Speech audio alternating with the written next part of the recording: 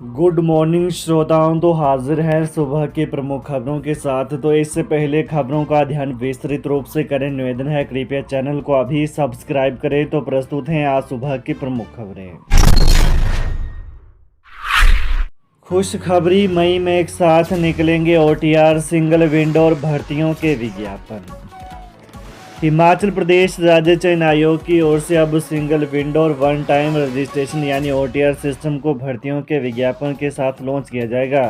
Himachal Pradesh state electronics development corporation को इस system को विकसित करने का कार्य सौंपा गया है। ये कार्य अब अंतिम चरण में है। इस सिस्टम को बीते 20 मार्च को लॉन्च करने की तैयारी थी, लेकिन अब ओटीआर, सिंगल विंडो, विज्ञापनों और आवेदनों की व्यवस्था को एक ही दिन लॉन्च किए जाने की योजना है। उम्मीद जताई जा रही है कि मई माह की शुरुआत में नई भर्तियों के लिए विज्ञापन के साथ ही तमाम नई व्यवस्था को लॉन्च किया जाएगा। बता दें कि पेपर लीक प्रकरण की वजह से कर्मचारी चयन आयोग को भंग किए हुए काफी अरसा बीत चुका है। सिंधु जल संधि के कारण हिमाचल अपने ही पानी का नहीं कर पा रहा इस्तेमाल, जाने पूरा मामला। भारत और पाकिस्तान के बीच विवाद के केंद्र में रही सिंधु नदी जल संधि के कारण हिमाचल प्रदेश अपने ही पानी का इस्तेमाल नहीं कर पा रहा है। लाहौल स्पीति से निकलने वाली चिनाब नदी पर न बिजली प्रोजेक्ट लग पा रहे हैं और न ही इस नदी का पानी सिंचाई के काम आ रहा है। संधि में प्रावधान होने के बावजूद चिनाब बेसिन पर हर परियोजना पर पाकिस्तान आपत्ति करता रहा है। पूर्व में पाकिस्तान चिनाब, झेलम और सिंधु नदियों पर बनने वाले लगभग 30 बिजली प्रोजेक्टों पर आपत्ति दर्ज करवा चुका है। इनमें बिना पानी रोके बना लाहौल का 4.5 मेगावाट का थ्योड प्रोजेक्ट भी शामिल है। हिमाचल प्रदेश में जल स्रोतों में घटा 10% पानी, गहरा सकता है पेयजल संकट।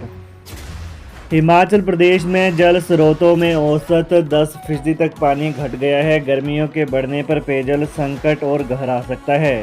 राज्य में हल्की बारिश होने के बावजूद पानी के स्रोतों में पानी की कमी नजर आने लग गई है।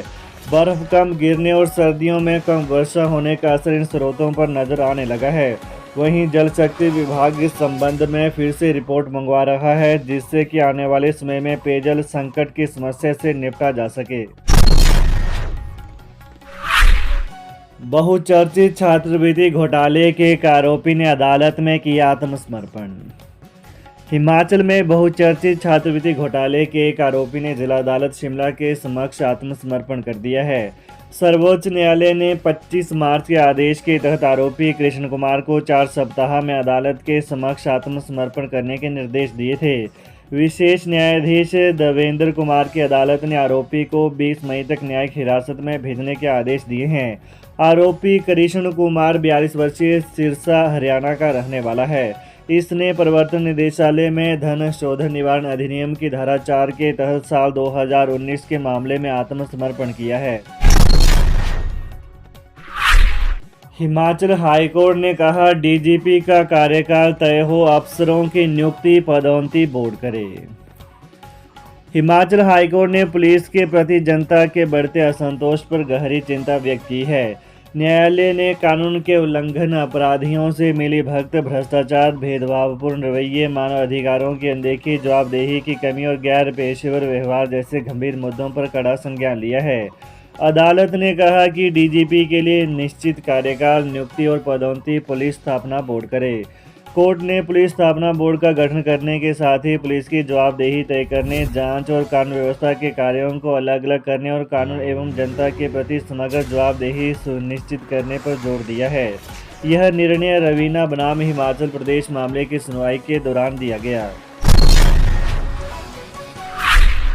2.5 साल में 4 तबादले, अधिकारी ने वीआरएस लेने का लिया फैसला, बोले मुझे विमल नेगी नहीं बनना।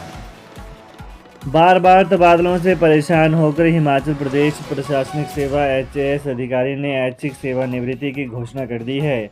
अधिकारी ने इसके लिए प्रदेश के मुख्य सचिव के पास आवेदन भी कर दिया है। प्रदेश सरकार के 2.5 साल के अंदर संबंधित अधिकारी का 4 बार तबादला होने की सूचना है। यहाँ बात एसडीएम धर्मशाला के पद पर रहे एचएएस अधिकारी संजीव कुमार भोट की हो रही है। भोट ने कहा कि मुझे विमल नेगी नहीं बनना, परिवार की खातिर नौकरी छोड़ने का निर्णय लिया है। जगत सिंह नेगी बोले, हिमाचल में अगस्त से मिलना शुरू होंगे वन अधिकार पट्टे। हिमाचल प्रदेश सरकार ने वन अधिकार अधिनियम 2006 के तहत पात्र लोगों को वन भूमि पर अधिकार देने की प्रक्रिया शुरू कर दी है। अगस्त से वन अधिकार पट्टे जारी किए जाएंगे। इस संबंध में राजस्व, बागवानी, जनजातीय विकास एवं जन शिकायत निवारण मंत्री जगत सिंह नेगी ने शिमला में आयोजित पत्रकार वार्ता में बताया कि FRA 2006 के तहत अनुसूचित जनजाति व अन्य श्रेणियों के सदस्य जो 13 दिसंबर 2005 से पहले 3 पीढ़ियों से वन भूमि पर निवास कर रहे हैं और अपनी आजीविका के लिए इस पर निर्भर हैं, उन्हें भूमि का अधिकार दिया जाएगा। 2000 स्कूल बंद कर शराब के ठेके खोलने को बेताब सरकार।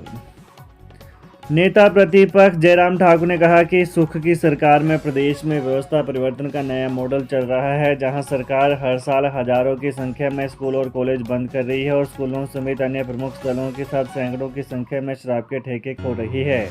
व्यवस्था परिवर्तन वाली सुख की सरकार का प्रदेश भर में स्कूलों के पास शराब के ठेके खोलने का लोगों द्वारा विरोध हो रहा है। स्थानीय लोगों द्वारा धरना दिया जा रहा है, बच्चों के भविष्य की गुहार लगाई जा रही है, लेकिन सरकार मानने को तैयार नहीं है। कुछ जगह थक हार कर लोगों को न्यायालय की शरण लेनी पड़ रही है।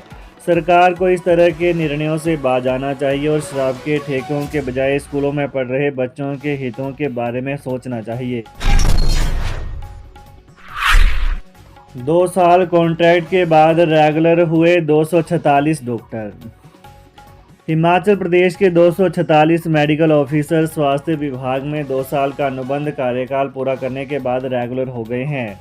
स्क्रीनिंग कमेटी की सिफारिश पर स्वास्थ्य सेवा निदेशालय हिमाचल प्रदेश में कॉन्ट्रैक्ट चिकित्सा अधिकारियों की सेवाओं के नियमितीकरण के लिए 246 चिकित्सा अधिकारियों को नियमित करने के ऑर्डर आ चुके हैं। रेगुलर किए गए चिकित्सा अधिकारियों को न्यूनतम वेतन पर नियमित किया जाएगा। साथ ही चिकित्सा अधिकारी समय समय पर लागू नियमों और आदेशों में निर्धारित शर्तों के अधीन स्वीकार्य दरों पर महंगाई और अन्य भत्ते प्राप्त करने के हकदार होंगे।